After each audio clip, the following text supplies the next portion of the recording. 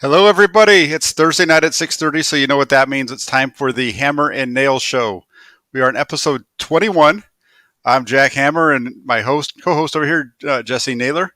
How you doing tonight, Jessie? Jack, I am doing fantastic. Congratulations on 2K. It looks very well on you. thank you, thank you.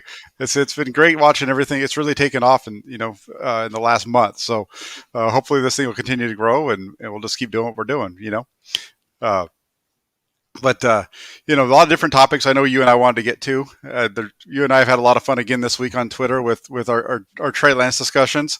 Those are always, I think, some of the more fun debates that we have back and forth. It's always pretty good natured and giving each other a hard time on that. But uh, let's go ahead and you want to just go ahead and start off there? We'll start off with our Trey Yeah, Lance we might topic as we might as well. I mean, we basically build up the show every week just by talking on Twitter back and forth. So it's perfect. Yeah, the topic for this week is with Trey Lance. Was Trey Lance given a fair shot for the starting job in your opinion? Man, so this is a pretty loaded question because I feel like the answer is yes, but with a caveat. And so here's what I mean by that. He was given a fair shot in the sense that I really think Shanahan wanted him to earn that starting job. Like, I think he wanted him to be the starter. So he put him out there, and I look mostly at that LA game against the Chargers, right? And I think that the plan was we're going to go with Jimmy for a series, and we're going to go with Trey for two, we're going to go with Jimmy for another. And at that point, they really wanted to see them side by side, like one right after the other. How does this offense look? And they were hoping that Trey would come in and steal the job. But he didn't quite do that, right? And I think it's fair to say that he didn't quite do that. So, yes, he was given a fair shot from the standpoint that they wanted him to be the starter and they tried to make it be set up so that that would be the case. Mm-hmm. But they didn't give him a fair shot in the case that they didn't really use him to his strengths. Like, they basically said, hey, you run the Jimmy G offense, and if you're better at that than Jimmy G, you're the starter, versus, hey, let's run everything you do. And what's crazy to me is if that if the LA game was that jumping off point of where they wanted him to win the job, and that was basically where it all crescendoed, it's funny to me that the next week after they had already made their decision, being Jimmy Garoppolo is going to be the main guy, right? But they're splitting, whatever that means, that the next week, that's when they open up the playbook. Now we're doing read options. Now we're moving the launch point. Like, well, yeah, do that the week before. Like, if you really want to see what this offense is going to look like with Trey, then do what Trey does. Don't do this Jimmy Garoppolo offense and expect him to be better at Jimmy than that. And until he is, he doesn't earn this job. Like, that's where I kind of go off, right? And the thing is like, I'm cool with the way that Shanahan managed Lance. I think he did the right thing by putting him in tough situations and figuring out what his weaknesses were and forcing him to work on those. Like, I'm open to that if he's the starter. But if he's not the starter, then what's the point? So I don't know. I'm kind of all over the board. Yes, he was given a fair shot as far as playing time. Did they want him to be the starter? Yes, I believe so. But did they actually utilize him the way that he would be utilized in a game if he was a starter? Absolutely not. I'm not buying that. Yeah, I agree with you on that last statement, and that they didn't really utilize him in the way that he's probably going to be utilized when he's in the game. And we saw that on Sunday against the Raiders, right? Where you can see how they're going to utilize. They showed more of what he's going to do for them, what he brings to the table in terms of the way that they constructed the running game and those kind of things. I do think that he was given a fair shot overall. They basically, I agree again with you, unfortunately, that they wanted him to win the job. That was the goal. You could hear that by what was coming out of there as well, right? Out of Santa Clara, where it was leading up to the Chargers game when John Lynch talked about, Trey Lance closing the gap on Jimmy Garoppolo and so on. So I'm pretty sure that they went into that game with the thought of, if this guy goes out here and does really well, he's going to start to take over. And Unfortunately, he just never did that. For whatever you want to say about Garoppolo and Lance, they've played very similar throughout the preseason when given similar opportunities, right? They Mhm. both played about the same number of series with the quote starters, and we know that not all of the starters were on the field because Trent Williams and uh, Alex Mack weren't out there with them, but everybody else was pretty much starters. And the results were not what you'd want if you were Trey Lance. At least in my opinion, I don't think they were. Because he had opportunities within those series that he had to make plays and continue the drives. And I think if he had done that, we're looking at a different story. Like in that Chiefs game, if he had hit his hot read and completed the first down there, or even if Brandon Ayuk catches the ball after he scrambles or he just makes a throw out of the pocket, those kind of things. There's little things I think that held him back that caused him not to just blow Garoppolo out of the water. And I think that's really what Shanahan, the feeling that I get is that Shanahan needs to see him really just step over him. You know, not just be on the same level, but he wants to see him. And it has to be no doubt. And this gets into a lot of things I think outside of the football field as to why I think he was hoping that was going to be the case. Because if you go back and you think about all the things that have been said, one of the main ones that I kind of keep going back to with Shanahan was, you're going to know that he should be the start. Everybody's going to know when he's ready to be the starter, and that's where I say that Lance just didn't do a good enough job of just taking it and making it so that everybody on the team, forget about the people in the stands for a minute, but the people on the team, those veterans, which are the guys that he's got to pull over to his side, he didn't do enough to bring those guys over. I think that's kind of what's holding him back. Yeah, I would agree with that.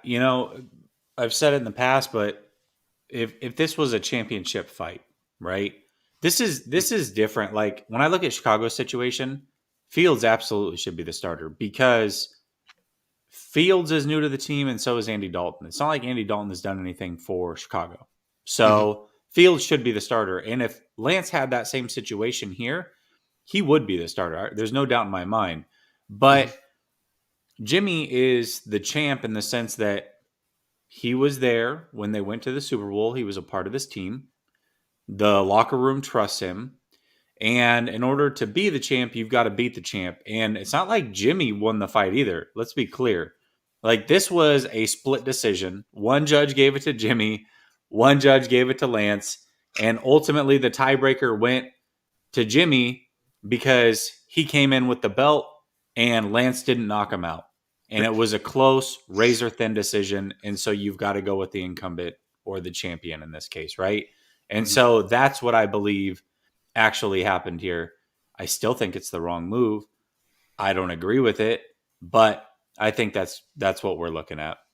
Yeah, and I agree with you on there. That's a really good analogy and uh, one that I think fits here because I think that's really the situation. I think that again, I mentioned earlier, if he'd gone out and did everything that he had that we've seen him be able to do, I think he takes the job. And I agree with you.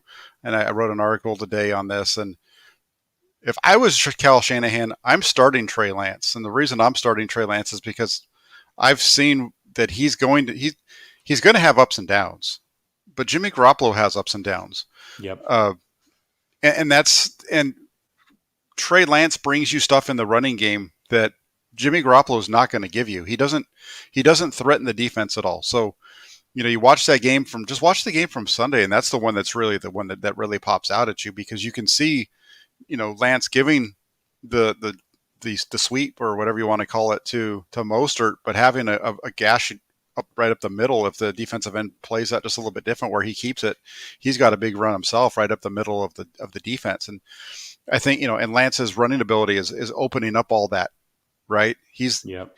he's moving guys around just because he's of his speed and his athleticism. So if I was Kyle Shanahan, I would go that direction, and I don't really care about the guys in the locker room personally because they're going to play for me regardless because these are professional athletes that are getting paid millions of dollars, and at the end of the day, they know that if they don't perform, they're not going to have a job. Especially these guys that are on 1 year deals that came back to play for the 49ers this year. So from that aspect, I think you do whatever you feel like gives you the best shot to win, which he continuously says. And that best shot to win is going with Garoppolo and playing to the strengths of your team. because the strengths of his team are his offensive linemen who know how to run block the heck out of the ball. Mm-hmm. You've got, uh, a tight end that's a tremendous blocking tight end, and you've got receivers that are really good size. And there was a quote from John Lynch yesterday where he talked about these guys, that was the receiver group, for example, being able to play bully ball, right? Which is just going out there and just knocking you around, but at the same time having that explosion to go out and make big plays down the field. So, yeah, I think you do that. I think you go and you kind of look at what Trey Lance did at North Dakota State, which is you pound the ball, you play action, and I think and then the 49ers defense is solid enough. I think if you did that, you're looking at a playoff berth and probably getting to the NFC Championship game and maybe sneaking into the Super Bowl. I agree, and that's exactly the way that I see it. Regardless of the quarterback, this is a run first team. And the moment that you put in Lance, it's 11 on 11, and I would guarantee that you are going to have more rush attempts per game with Lance playing than you are Garoppolo. You don't want Garoppolo throwing a ton, and you don't want Lance throwing a ton. And the reason that you're going to have more attempts is because I think that you're going to be playing from ahead more. And I think that Lance, just by default, is going to get 4 to 6 carries a game when he's supposed to be rolling out and passing, right? So just right there, you're going to have more rushing attempts a game if Lance plays, which means you're playing to your strength more often than not. And that right there is the tiebreaker for me. Yeah, and that's goes along with what I'm thinking here, because you know that you can get that done. You know that you can pound it. And with Garoppolo, by going with Garoppolo, that's Shanahan going with what is most comfortable, I think, because he's. I understand that in 2019 they ran the ball an awful lot. They ran over 30 times a game, 31 times a game, or somewhere in that neighborhood, and that's right around the number that they did when he was in Washington when he had RG3 that one year. It was right around that same number. But I just think that you look at the way that the Super Bowl played out, for example, and even though they were running the ball really well, when it gets down to it, he likes to throw the ball, because that's even though he's a master in the run game, I think he's better as a run guy than he is as a pass guy. For whatever reason, he gets too cute, and that's kind of what I think I see that happening if they go with Garoppolo. I don't see that happening with Lance. I think Lance is the guy who would rein him in and make him a better play caller, and I just don't think that he sees it. And I think a lot of 49er fans, when you discuss this topic, they don't see it that way either. No, I agree with you 100%. And I cannot agree more, because that's it. He's a better run game coordinator than he is pass game coordinator. And don't get me wrong, he's a genius on both sides. But as far as running, the things that he comes up with is absolutely insane. And then imagine adding in Trey Lance being able to make all this stuff look exactly the same. And now he's also got the opportunity to take that ball. It's impossible for defenses to game plan for. And you're putting those linebackers in such conflict. There's nothing that they can do about it. They're going to guess wrong more often than not, which means they're getting gashed. And this offense is going to move the ball at will against most teams. We're talking about a team that went to the Super Bowl, Jack, with 8 pass attempts in the NFC Championship. That's how good this run game is. And I believe the run game is possibly even better this year than it was in 2019 on paper, especially if you add Lance to it. Yeah, I think I agree with you. It becomes better if you add Lance to it. It becomes more multifaceted, right? Because all of a sudden now you've got 2 guys that can go in either direction, and the defense is just in way more conflict than they are with Garoppolo behind center. That's a really good point you made. I didn't get that into my article quite the way that I was something that I had, but I couldn't figure out how to fit it in there. But it makes a lot. They were a very good run team with Garoppolo, but they're going to be better when they use Trey Lance. That's the sentence right there. Yep. Yeah. Yep. And they kind of sticking on this theme. I know we hadn't talked about this topic, but just in us, going back and forth here. Do you think that Kyle Shanahan's going to continue shuffling quarterbacks in and out during the regular season? I don't. I mean, Not like we saw on Sunday, anyways. It's Mm-hmm. definitely not going to look like that. I could see inside the 5, inside the 10, third and shorts, that type of stuff. I mean, everybody's worried about this finger chip. I think Lance is ready to go for game one, but whether, even if he's fully healthy, unless it's a blowout, if it's a competitive game, Lance isn't getting more than 5 snaps in the game. I don't believe. I don't think that you can do that long term unless you're trying to do this for just a couple weeks and then hand the keys over week 3, that home game. Then sure, go ahead, go crazy with it. But I don't think that's necessarily the plan. And again, I've said it a million times. I don't think Jimmy should be the starter, but I also don't think it's fair to Jimmy to do that. You're either going to play Jimmy or you're going to play Lance. You cannot do this mix and match 2 quarterback system. It's a reason why it stopped being a thing in the 90s in college. It does not work. So again, if you want to find minimal packages where he plays, sure, I could see that. I really cannot see a situation where it looks anything like Sunday and you get to the end of the game again in a close game where you get to the end of a game and it's like, well, Jimmy had 30 offensive snaps and Trey had 18 or whatever that looks like. You know what I mean? Or Jimmy Mm-hmm. had 45 and Trey had 22. Whatever that number is, I don't see it being close to even a 70-30. I think this is a 92-8 type split. So yeah, that's the way that I'm seeing it. Yeah, and I agree. I don't think we're going to see it the way that we did on Sunday. You know, Kyle Shanahan's been all over the board, right? You ask him a question one week, it's been all over the place. And at halftime of the game, he was asked, "Are you going to be doing this shuffling back and forth in the regular season?" And he, without even hesitation, he said no. So I don't think we're going to see it to that extent. And I agree with you. I think it might be something where you see him move it down into the red zone, and then all of a sudden now he comes in, Mm-hmm. Lance comes in, because now it opens up some of the run games to kind of stick the ball in the end zone to kind of finish off those drives and things like that. And that goes along with what John Lynch was talking about today on the radio as well. I heard an interview with him, and he was saying that going into that game, he had been told by Shanahan that when they got into the red zone, then Lance was going to get into the game. And then everything happened a little bit differently than that. But you saw what he could do, and you could saw what he could do throughout the game. And the only concern that I have with Lance is some of the throwing stuff. I'll be honest. There's the big that's the biggest thing for me when you watch them both in practice. At least when I watch them both in practice, you can see the ball, and you can see this on the all 22, the little bits and pieces that we have on Twitter. But the ball comes out quicker from Garoppolo a lot of times. He hits the windows faster, right? He's throwing it a little bit before the guy, maybe on the in cutting routes. You can see it. There was a couple the last week of practice that I was there where you could see him getting the ball out of his hand right as the guy was like making his break on a post, for example, on one of them and stuff like that. So that's the only thing that I think that's the difference, and I think that's where the more you get Lance into the game, the better he's going to become at that. And he's gonna close that gap even more, and take that one thing that's kind of a weakness of his and make it so it's not so much. I agree with that completely. Okay, so I want to talk about this because this was a Twitter thing that we went back and forth on. So I had posted something about how Brett Favre didn't know what a nickel or dime defense was until year 3 in the league. At that point, he was already a 2-time Pro Bowler. And that Mm-hmm. Mahomes said that he didn't fully understand coverages, especially post snap, Mm-hmm. until the year after he won the MVP. So 5,000 passing yards, 50 touchdowns.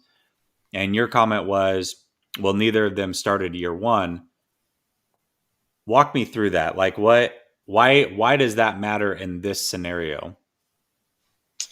I think when you're trying to make the argument for Trey Lance starting now, I understand kind of where you're going at. I think your take on it, the more that we discussed it, was that go ahead and let him play because he's not going to be perfect right now. He's going to be struggling through this a little bit. Yeah. Let him go ahead and just kind of figure it out this season. So that way you're better in 2022. You're going to be better in 2023 down the road. And that's the direction that you're taking it. And I understand that. And I just, you I think instead of using those two guys, the better example would have been a guy like Ben Roethlisberger, who played early on. Um, even a guy like Justin Herbert, for example. Those are better. Those are really better examples because they're in the same situation that you're talking about. But those guys played early. Roethlisberger didn't start week one. He didn't start until week three. But he didn't play week one. He came in early at some point in I think around halftime of week two is when he Yeah. finally and he took over after that. And Herbert started week two, so and took off. And so I think those are probably better examples. I don't the Mahomes. I get where you're going. It's just that those guys didn't fit what you were trying to get across, and so I think that's why. Yeah, I understand. I think basically what I'm saying with that is that a lot of people have this thought in their mind that, well, Trey can't read defenses, and so that's why he's struggling. And until he does, like, Shanahan shouldn't put him in there. Like, Jimmy can, Jimmy should play, and whatever. And I guess my point is you don't have to be perfect at reading defenses. Whether those guys started year one or year two, whatever it ended up being for them, and for both of them, it was year two, partway through year two for Favre because he had gone from the Falcons over. It didn't matter because at the point he was playing or that they were playing, they didn't understand it regardless. And I guess my point is had they played that first year, maybe instead of catching it their second full year of starting, they would have caught it their second year in the league, which would have been their second full year of starting, instead of their third year in the league, which was their second full year of starting. I guess that was where I was trying to go with that. But you're right. I mean, I guess, you look at even Cam. I think Cam's a good example of this too. I don't know about you, but what I remember of Cam coming out of college, first of all, it was a lot of that, holding cards from the sideline, one word plays. He wasn't the most, I don't know, mentally gifted quarterback coming into the NFL because he didn't have to call plays at all. They just looked to the sideline. There it Mhm. was. And anytime he was up on the whiteboard and you saw it with that Gruden camp, he didn't know what he was talking about. Like, he had no clue. Yet he starts year one and tears up the league because he had more to his game, right? Like, he wasn't just if he was a pocket passer, he would have been dead in the water. But because he was so mobile and so athletic, he had an extra notch to his game that Mhm. opened things wide up for him. And that's what I think Trey brings as well. Like, he's not going to be the most polished. And as far as, rolling coverages after a snap, yeah, he's going to get confused. But I think Jimmy gets confused by that as well. So I don't see what they're missing out on by taking Jimmy off the field. Like, start Trey Lance. Well, and that's the whole thing is that Jimmy Garoppolo. I don't know if I've ever really heard anybody really say that Garoppolo reads the defense as well. I think that there's people that say that he does it better than Lance. I Than Trey, guess. yeah. Yeah, but all you got to do is watch the game on Sunday, and you have examples of that not being the case. I mean, he goes back and he has Deebo Samuel wide open over the middle, and instead he throws it out to an out to uh, Trent Sherfield, for a ball that gets knocked down instead of a big gain right up the middle of the field, you know. So, and you saw Lance do the same thing where he had, I think it was Hurd coming, underneath right in front of him, and said he went to the second level to Sherfield as well, and it was both of them are incomplete, and they're both doing the same things. So that's why I go back to like what I wrote today, and what we've talked about is you can tell me that, and you can argue with me that Garoppolo is better, and I can agree with you to a point that he may be that he's more polished. He's more polished. That's what he is, but he's not more consistent. I mean, and if he is more consistent, it's very little. There's not much, the more that you get him playing, the better he's going to get. He's your rookie. He's the guy that you just got really aggressive and made this big move to jump up to three to get your quarterback, and now you're just going to let him sit when he's not that much worse than your starter. So that's the point that I kind of keep trying to get across is that there's not much of a difference. You can see, in the article I went over some of the plays from the games, but you know, as I told somebody on my YouTube channel from my video earlier today, it's not. I know those are the ones that I pointed to because those are the ones that everybody can see. Not everybody was at the practices that I was at. So to tell you that I saw it on the practice field, you can't reference those because you didn't see those plays. So that's why I go with the preseason game ones instead. Yeah, absolutely. Let me ask you this: what about the Patriots situation? So I liked what they did there. I think Bill Belichick played this perfectly. Not only did he name Mac the starter, he's like, listen, I'm not even gonna give the incumbent a chance to look over your shoulder. I'm not gonna have a game where you're 6 of 18 with 2 interceptions and the crowd starts chanting Cam. I'm not even gonna give it the opportunity. I'm gonna give you the job and I'm kicking the veteran off the team. So there is no controversy at any point this season. I love what he did there. And again, San Francisco at this point certainly was never going to cut Jimmy, but I feel like Shanahan really could have nipped this in the bud before it started.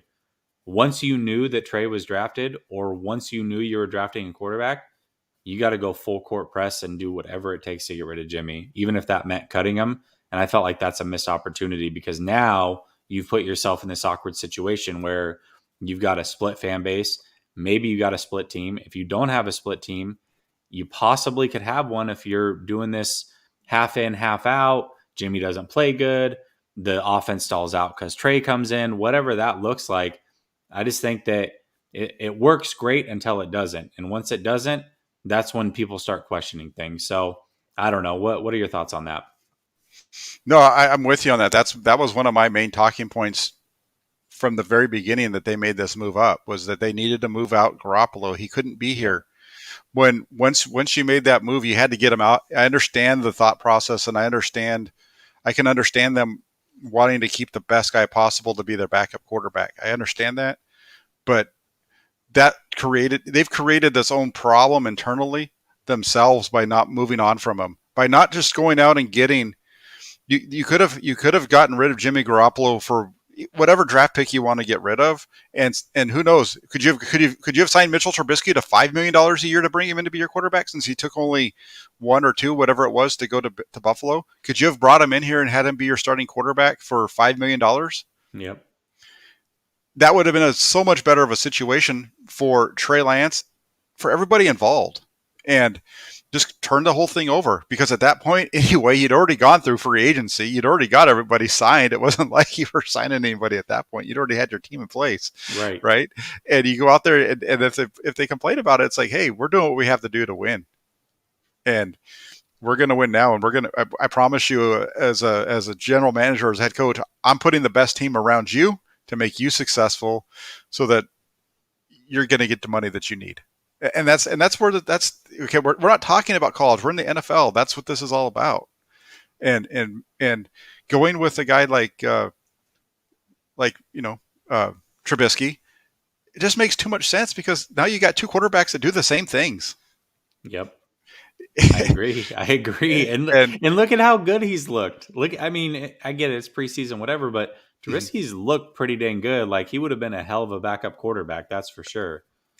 Oh yeah, I put out there early on in free agency, or before free agency even started, that Trubisky should be their target, and I got typical flamed. I'm sure. Yeah, the typical pushback, but that's okay because if you look at Mitchell Trubisky's numbers, he's Jimmy Garoppolo. He really is. The only difference is that the year that his team, the only difference is that the first year he went to the playoffs, both years he went to the playoffs, really. I know they lost, but he was responsible for everything because he didn't have a guy who he could hand the ball off to and let him run it 40 times in a playoff game. Yep. Or only having to throw it 17 times. Shoot, Garoppolo threw it 25 times or something like that to get to the Super Bowl. 27 times I think it was. Trubisky threw it 44 times in his first playoff game. I mean, and they almost won. And it was if the field goal kicker doesn't blow it, doesn't choke, they win the game. Yep. So anyway, that's I get frustrated because people get so caught up in the narratives around these players without really paying attention to them. So you really got to dig in sometimes and really try to understand what you're saying before you just totally blow somebody out. Yeah, people box score scout way too much. That's my frustration. Well, but that's also the Mac Jones deal, right? I mean, we saw that play out with Mac Jones here during the draft. It is, Mac Jones has that awful picture come out, and all of a sudden you want this guy to be your quarterback, and Yeah. that becomes the whole talking point is a picture. Who cares about the fact that the guy throws the ball? He's got the best release in the draft as far as the quickness of it and getting the ball out of his hands, and he's shown that in the NFL level now. Anyway, that's a whole other topic for another day. Really, I mean, get me all fired up now.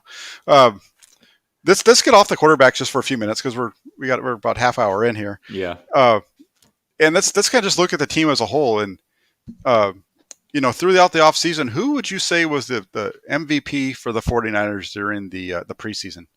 Oh man, I feel like there's a couple different ways that you can go with this. I'm gonna give it to Hasty, just Okay. because I think that he looked explosive the whole time through, and he had that fumble right early on. Was it the first game or whatever? Yep. And then the third game, his job was really on the line there. I think that they were going back and forth between him and Gallman. In fact, they had to have been because they only played him and Gallman that third game to figure it out, right? Like that's what they were doing. And he absolutely balled out. I mean, could not have put on a better performance in that game than he did to go and outright earn the job. I think out of all the teams in the NFC, he was the leading rusher in the preseason and the leading touchdown getter. So I've got to go with Hasty. Yeah, I think he had like 176 yards or something like that and 3 touchdowns to lead the NFC. Mm-hmm. Yeah, so he was really strong. That's a good one I didn't think of, but that's one. Trent Sherfield's got to be the guy for me. Yeah, Sherfield too. Good call. And the reason there is, and I remember when Trent Sherfield was signed, and I didn't think anything of it a whole lot. I mean, I paid it. I noticed, he's a special teams ace. You look at his receiving, and he didn't really have. He had some good numbers. I think it was his second year, and then he didn't last year. So I wasn't really thinking anything about him. But this guy just really took over camp. He was really the star. I mean, he made plays on a regular basis in camp, and then I think he did it in all 3 of the preseason games. I think he had a big catch at some point from Trey Lance. I know he had the deep one the first game. I think he also isn't he the one that caught the fade from Lance on the drive late in the second quarter. Yeah. And he had some big catches, some nice catches again last week. So he's the guy for me. He's gone from a guy who I thought was going to be a special teams ace that would probably be at the bottom of the roster and make it because of his special teams ability to I think probably their third best wide receiver. Yeah. Oh yeah. And most dependable as far as catching the ball, his catching ability. Did he? I mean, I don't think he dropped a pass from Lance. Did he? Did he have any drops from Lance? He was the most targeted by far from Lance. No, I don't think he did. I don't remember in the games. I don't think there was any there. That's the other thing too. We talked a lot since we're on this topic, and you brought up the drops. And we'll just go ahead and stop right there for just a second. Is I understand the drops, and there's a lot of different reasons behind it. Let's not get into that, but people get up in arms about the receiving core because of the drops, but most of those drops weren't coming from guys that he's going to be playing with very much. He had the bad ball, the one by Samuel. I don't know how you can call that a drop. That ball's way back here and he's twisting around, right? And even the ball to Sanu is way out in front of him. And Shanahan, I think is harder on the fact that on Samuel than he is on Sanu because one's a starter and the other one isn't. But the majority of those drops were guys that he's not going to be throwing to on a regular basis once the season starts. Although Ayuk had the one that was right there in his chest. I mean, wrong read, right? We agree, wrong read. But the throw was right there on the money, right in his chest, and he dropped that one. Yeah, and that was a kind of a weird one there. And I think, we went over that one. I think he drops that partly. Doesn't have anything. I don't think he drops it at all because Lance throws the ball too hard. I think he drops that one because he sees the defensive flashing. Yeah, that kind of flash. He doesn't flash in front of him, but he's in the path of where he's going, and so I think it was just enough to draw his attention away. And Lance throws the ball like he does, and it was a perfect ball. Hit him right between the ones. Yeah. Yeah. I mean, you're absolutely right. But yeah, Sherfield. I mean, that's definitely a good choice there. Okay, so would you agree then on the defense that it was? Actually, defense. Who would you go with? I'm going to go with Lenore because I think there's a couple options here on defense. I'm going to go with Lenore.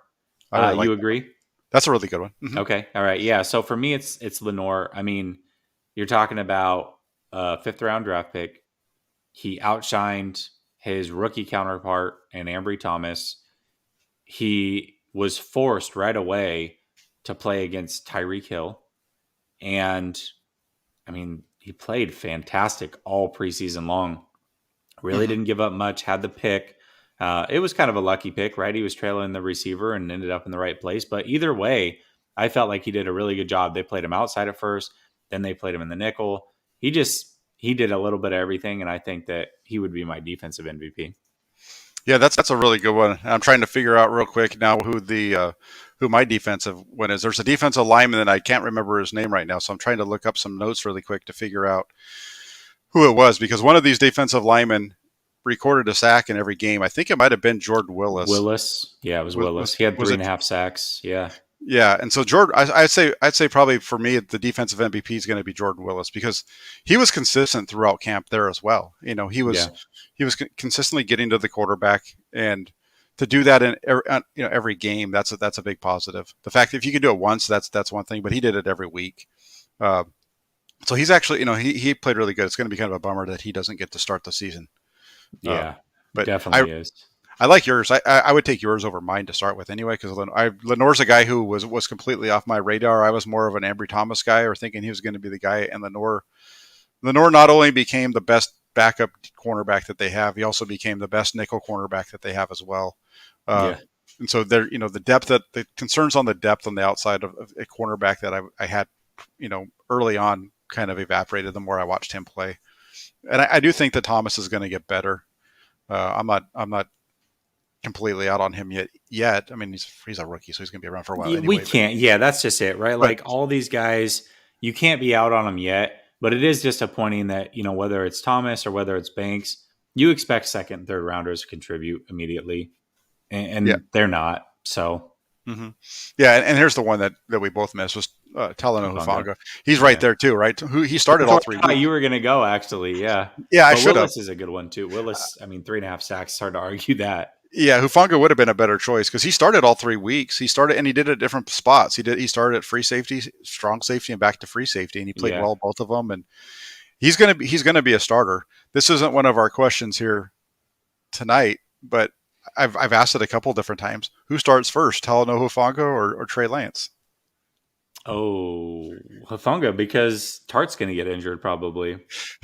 Yeah, that's probably that's kind of that's kind of the direction there. I mean, Start's going to be the starter, but you're right. I mean, that's the issue with him is uh, he's the defensive Jimmy Garoppolo. So And I agree. nobody said anything about it, and I'm sure he's fine, but he came up lame after one of those plays when he first got into the game. Like he was hopping around like he'd hurt his toe again. I'm like, here we Yeah, go. He's done, yeah, I mentioned that on Twitter during the game, and then I had it on my post game thing right up where.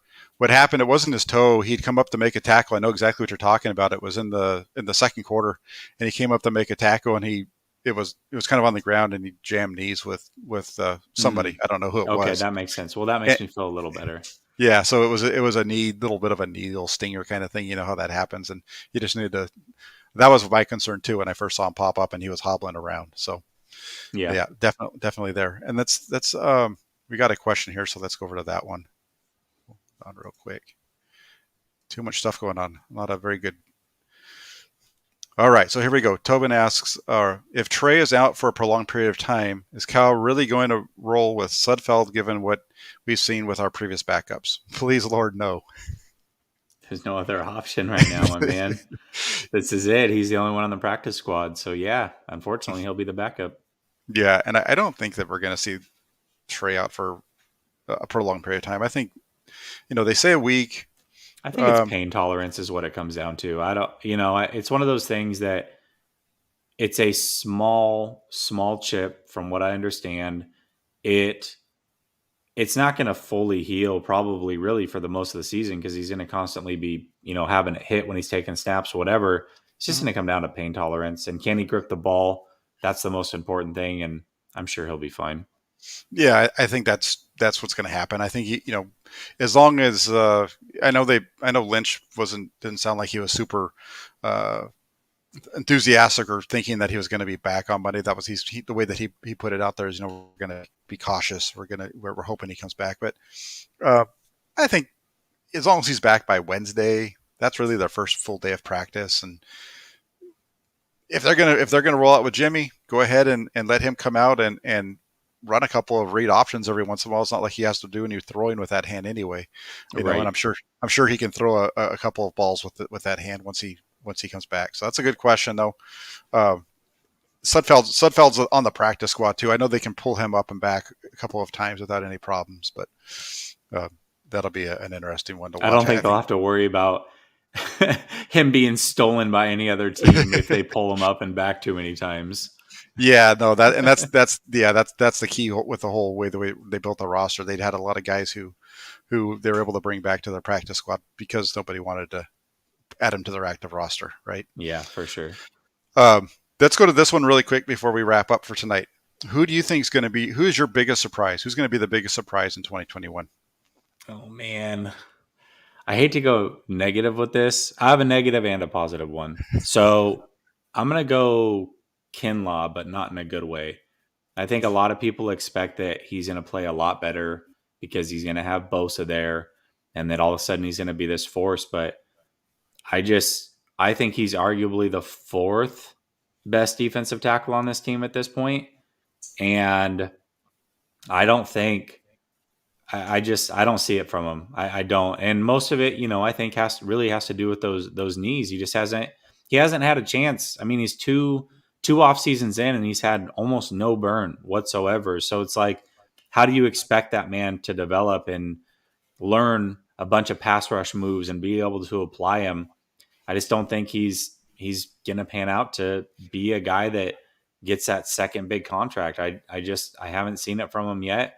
So I think that in a negative way, I'm gonna go with him.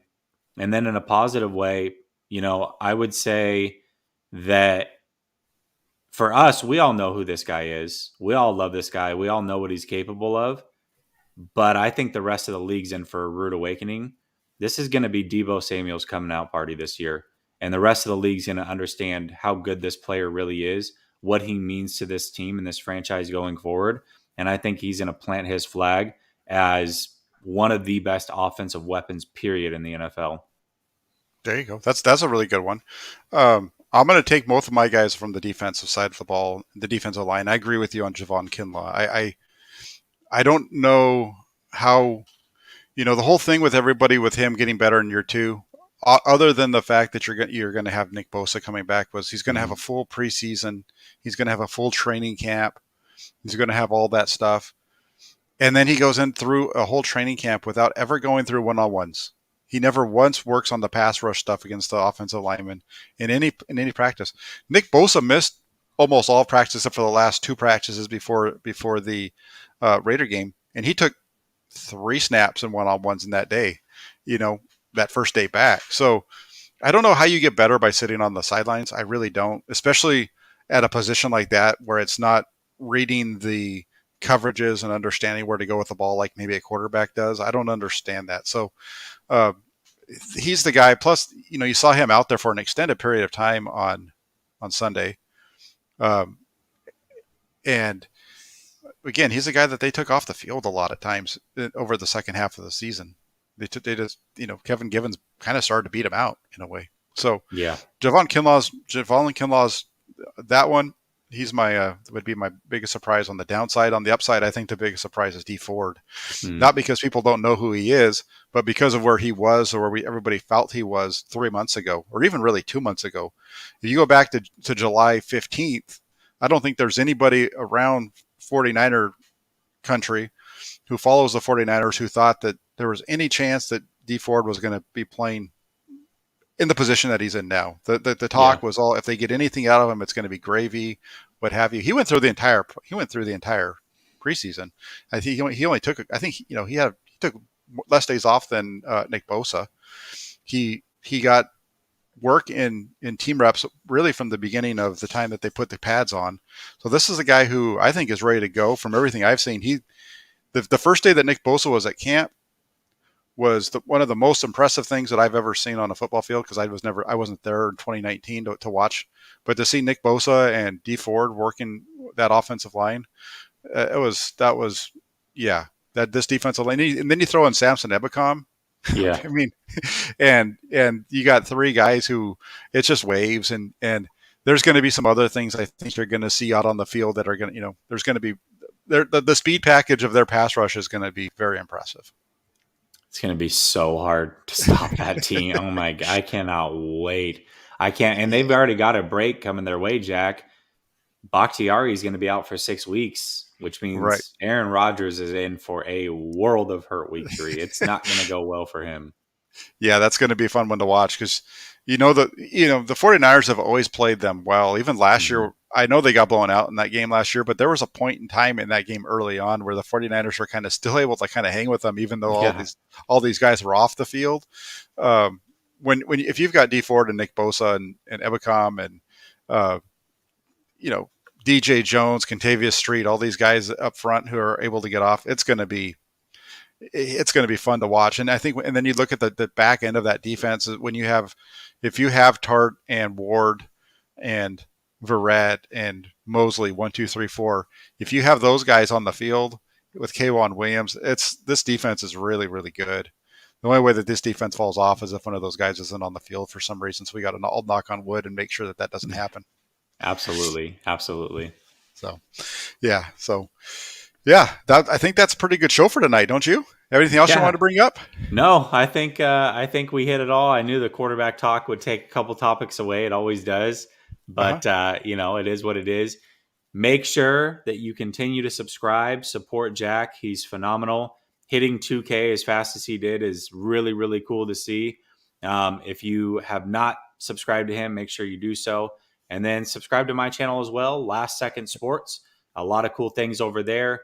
I'm the resident Niner guy, but it's all NFL coverage, fantasy football, a little bit of a mixed bag. So, if you get tired of just all Niners talk, I'm going to give you some Niners talk, but I'm going to give you a little bit of everything else as well.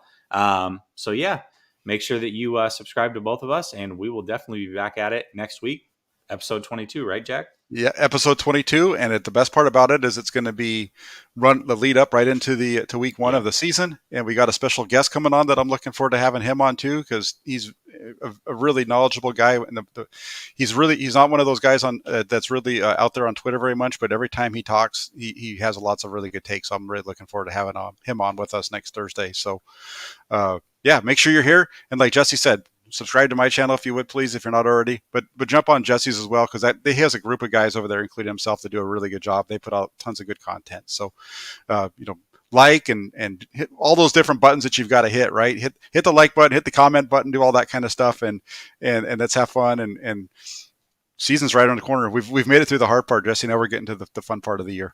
It's about to get real fun. And James, Tom Compton, is that good? Go subscribe to both of us. Tom Compton. We're a bunch of Tom Comptons around here. That's right. All right. Thanks for joining us, everybody, and we'll be back at you next week, like Jesse said. Have a good night.